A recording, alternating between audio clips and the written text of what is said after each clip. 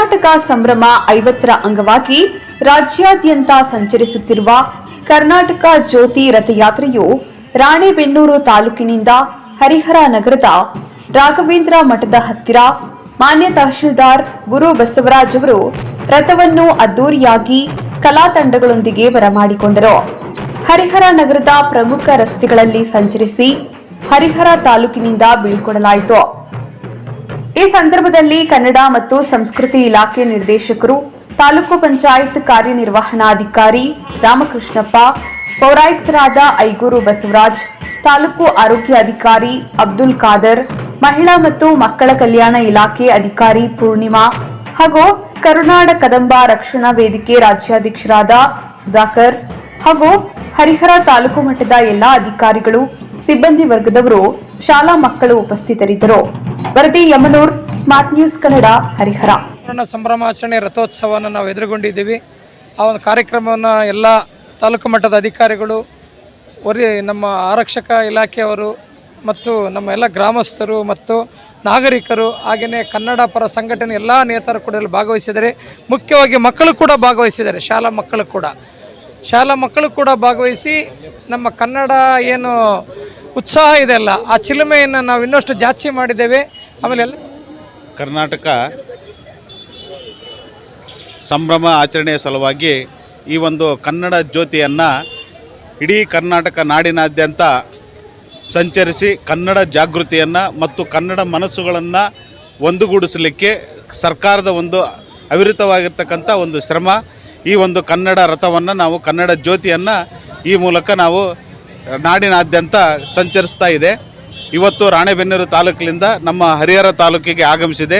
ಈ ಹರಿಹರ ತಾಲೂಕಿನಿಂದ ನಮ್ಮ ಎಲ್ಲ ಕನ್ನಡ ಸಂಘಟನೆಗಳು, ತಾಲೂಕು ಮಟ್ಟದ ಎಲ್ಲ ಅಧಿಕಾರಿ ಮಿತ್ರರವರು, ಕನ್ನಡ ಮತ್ತು ಸಂಸ್ಕೃತಿ ಇಲಾಖೆ ವತಿಯಿಂದ ಮತ್ತು ಪ್ರವಾಸೋದ್ಯಮ ಇಲಾಖೆ ವತಿಯಿಂದ ಎಲ್ಲ ನೌಕರರು ಈ ಒಂದು ಕಾರ್ಯಕ್ರಮದಲ್ಲಿ ಸಾರ್ವಜನಿಕರ ಸಹಭಾಗಿತ್ವದಲ್ಲಿ ಈ ಒಂದು ಕಾರ್ಯಕ್ರಮದಲ್ಲಿ ಭಾಗವಹಿಸಿದ್ದೇವೆ. ಎಲ್ಲರೂ ಈ ಒಂದು ಕನ್ನಡ ಜ್ಯೋತಿಯನ್ನು ಸಂಭ್ರಮದಿಂದ ಸ್ವೀಕಾರ ಮಾಡಿಕೊಂಡು ಮತ್ತೆ ಮೆರವಣಿಗೆ ಮೂಲಕ ವಿವಿಧ ನಗರದ ಪ್ರಮುಖ ಬೀದಿಗಳಲ್ಲಿ ಸಂಚರಿಸಿ ಇಲ್ಲಿಂದ ಮತ್ತೆ ಆನಗೋಡು ಮುಖಾಂತರ ಜಗಳೂರು ತಲುಪಲಿದೆ. ಹಾಗೆಯೇ ಮುಂದೆ ದಾವಣಗೆರೆಯಲ್ಲಿ ಬಂದು ಅಲ್ಲಿ ಜಿಲ್ಲಾ ಮಟ್ಟದಲ್ಲಿ ಈ ಒಂದು ಕಾರ್ಯಕ್ರಮವನ್ನು ಆಯೋಜನೆ ಮಾಡಲಾಗಿದೆ. ಅಲ್ಲಿಂದ ಮತ್ತೆ ಬೇರೆ ಜಿಲ್ಲೆಗಳಿಗೆ ಹೋಗಿ ಈ ಒಂದು ಕನ್ನಡ ಜಾಗೃತಿಯನ್ನು ಅರಿವು ಮೂಡಿಸುವಂಥ ಮತ್ತು ಕನ್ನಡ ಬಗ್ಗೆ ಒಂದು ಜಾಗೃತಿಯನ್ನು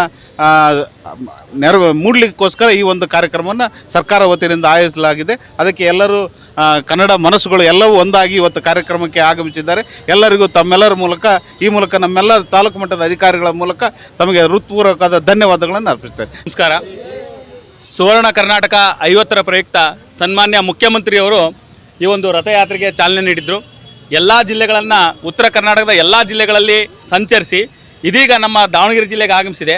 ನಮ್ಮ ದಾವಣಗೆರೆ ಜಿಲ್ಲೆಯ ಎಲ್ಲ ತಾಲೂಕುಗಳಲ್ಲೂ ಪ್ರತಿದಿನ ಸಂಚರಿಸಿ ನಂತರ ಚಿತ್ರದುರ್ಗಕ್ಕೆ ಹೋಗಿ ನವೆಂಬರ್ ತಿಂಗಳಲ್ಲಿ ರಾಜ್ಯ ಮಟ್ಟದ ಕಾರ್ಯಕ್ರಮ ಬೆಂಗಳೂರಲ್ಲಿ ನಡೆಯುತ್ತೆ. ಸನ್ಮಾನ್ಯ ಮುಖ್ಯಮಂತ್ರಿಯವರ ಚಾಲನೆಗೊಂಡಂಥ ಈ ಒಂದು ರಥಯಾತ್ರೆ ಅದ್ಭುತವಾದ ಒಂದು ಯಶಸ್ಸಿನೊಂದಿಗೆ ಎಲ್ಲ ಕನ್ನಡ ಮನಸ್ಸುಗಳನ್ನು ಬೆಸೆಯೋದ್ರ ಮೂಲಕ ಕನ್ನಡದ ಒಂದು ಕೆಲಸವನ್ನು ಮಾಡ್ತಿದ್ದೀವಿ. ಈ ಒಂದು ಕಾರ್ಯಕ್ರಮಕ್ಕೆ ನಮ್ಮ ಜಿಲ್ಲಾಡಳಿತದಿಂದ ಸನ್ಮಾನ್ಯ ಜಿಲ್ಲಾಧಿಕಾರಿಗಳು ಹಾಗೆ ಸನ್ಮಾನ್ಯ ಸಚಿವರು ಸಹ ಬರಬೇಕಾಗಿತ್ತು. ಆದರೆ ನಾಳೆ ದಾವಣಗೆರೆಯಲ್ಲಿ ಸನ್ಮಾನ್ಯ ಸಚಿವರು, MP ಮೇಡಮ್ ಅವರು ಹಾಗೆ ಮಾನ್ಯ ಜಿಲ್ಲಾಧಿಕಾರಿಯವರು, ಎಲ್ಲ ಜಿಲ್ಲಾಡಳಿತದ ಎಲ್ಲ ಅಧಿಕಾರಿ ಸಿಬ್ಬಂದಿಗಳು ಸಹ ಇಲ್ಲಿರ್ತಾರೆ. ಈ ದಿವಸ ನಮ್ಮ ಹರಿಹರ ತಾಲೂಕಿನಲ್ಲಿ ನಮ್ಮ ತಾಲೂಕು ಆಡಳಿತದ ಸಂಪೂರ್ಣ ಸಹಕಾರದಿಂದ ಹಾಗೂ ನಮ್ಮ ಪೊಲೀಸ್ ಒಂದು ವ್ಯವಸ್ಥೆಯ ಮೂಲಕ ಅದ್ಭುತವಾದ ಎಲ್ಲ ಕನ್ನಡ ಪರ ಸಂಘಟನೆಯ ಹೋರಾಟಗಾರರು, ಎಲ್ಲ ಕಾರ್ಯಕರ್ತರ ಮೂಲಕ ಈ ಒಂದು ಯಾತ್ರೆ ತುಂಬ ಯಶಸ್ವಿಯಾಗಿದೆ. ಎಲ್ರಿಗೂ ಮತ್ತೊಮ್ಮೆ ನಮ್ಮ ಸುವರ್ಣ ಕರ್ನಾಟಕ ಸಂಭ್ರಮದ ಶುಭಾಶಯಗಳನ್ನ ತಿಳಿಸ್ತಾ ಜೈ ಭುವನೇಶ್ವರಿ ತಾಯಿ. ಈ ದಿವಸ ಈಗಾಗಲೇ ಮಾನ್ಯ ತಹಸೀಲ್ದಾರ್ ಸರು ಮತ್ತು ನಮ್ಮ ಕನ್ನಡ ಮತ್ತು ಸಂಸ್ಕೃತಿ ಇಲಾಖೆಯ ನಿರ್ದೇಶಕರು ಹೇಳಿದಂತೆ ಕರ್ನಾಟಕದ 50ರ ಸಂಭ್ರಮದ ಸಂದರ್ಭದಲ್ಲಿ ಕರ್ನಾಟಕ ಸರ್ಕಾರದ ಆದೇಶದಂತೆ ಇವತ್ತು ರಾಣೆಬೆನ್ನೂರಿಂದ ಹರಿಹರ ನಗರಕ್ಕೆ ಈ ಒಂದು ರಥ ಬಂದಾಗ ಅದ್ದೂರಿಯಿಂದ ಹರಿಹರದ ಸಾರ್ವಜನಿಕರು, ಎಲ್ಲ ಸಂಘ ಸಂಸ್ಥೆಗಳು ಮತ್ತು ಎಲ್ಲ ಇಲಾಖೆ ಅಧಿಕಾರಿಗಳು ಸ್ವಾಗತ ಕೋರಿ ಇಲ್ಲಿವರೆಗೂ ವಿಜೃಂಭಣೆ ಮೆರವಣಿಗೆ ಮೂಲಕ ಕನ್ನಡದ ಬಗ್ಗೆ ಸಾಕಷ್ಟು ಒಂದು ಅರಿವನ್ನು ಮೂಡಿಸ್ತಕ್ಕಂಥ ಉತ್ಸಾಹವನ್ನು ಎಲ್ಲರೂ ತೋರಿಸಿದ್ದೀರಿ. ಆ ಒಂದು ಉತ್ಸಾಹಕ್ಕೆ ಇಡೀ ಕನ್ನಡದ ಒಂದು ನಾಡಿನ ಪರವಾಗಿ ಹರಿಹರದ ಎಲ್ಲ ಸಾರ್ವಜನಿಕರಿಗೂ ಸಹ ಹೃತ್ಪೂರ್ವಕವಾದ ಧನ್ಯವಾದಗಳನ್ನು ಅರ್ಪಿಸ್ತೇನೆ.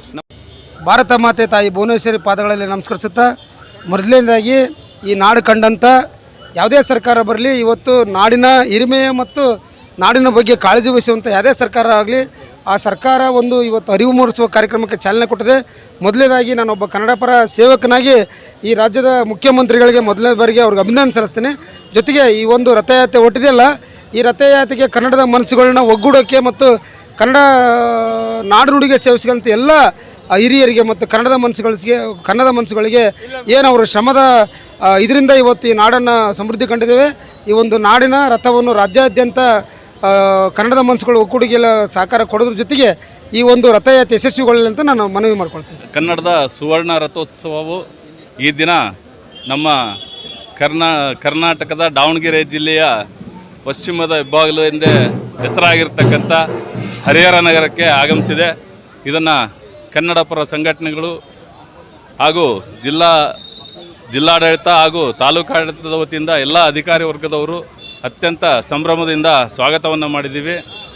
ಏನು ರಾಜ್ಯ ಸರ್ಕಾರದ ಮುಖ್ಯಮಂತ್ರಿಗಳು ಈ ಒಂದು ಕನ್ನಡದ ಮನಸ್ಸುಗಳನ್ನು ಕಟ್ಟಬೇಕು ಅಂತಂದೇಳಿ ಈ ಒಂದು ಸುವರ್ಣ ಸಂಭ್ರಮದಲ್ಲಿ ರಾಜ್ಯಾದ್ಯಂತ ಈ ರಥೋತ್ಸವ ನವೆಂಬರ್ 1ರಂದು ಗದಗ ಜಿಲ್ಲೆಯಿಂದ ಪ್ರಾರಂಭವಾಯಿತು. ಅಂದಿನಿಂದ ಧಾರವಾಡ ಜಿಲ್ಲೆಗೆ ಬಂದು ಅದು ಸ್ತಬ್ಧವಾಯಿತು. ಯಾಕೆಂದರೆ ಏನು ಕೋಡ್ ಆಫ್ ಕಂಡಕ್ಟ್ ಇತ್ತು, ಎಲೆಕ್ಷನ್ ಇದ್ದಿದ್ರ ಸಲುವಾಗಿ ಧಾರವಾಡ ಜಿಲ್ಲೆಯಿಂದ ಎಲೆಕ್ಷನ್ ಮುಗಿದ ನಂತರ ಈಗ ಹಾವೇರಿ ಜಿಲ್ಲೆಗೆ ಬಂದು ಹಾವೇರಿ ಜಿಲ್ಲೆಯಿಂದ ಈ ದಾವಣಗೆರೆ ಜಿಲ್ಲೆಗೆ ಬಂದಿದೆ.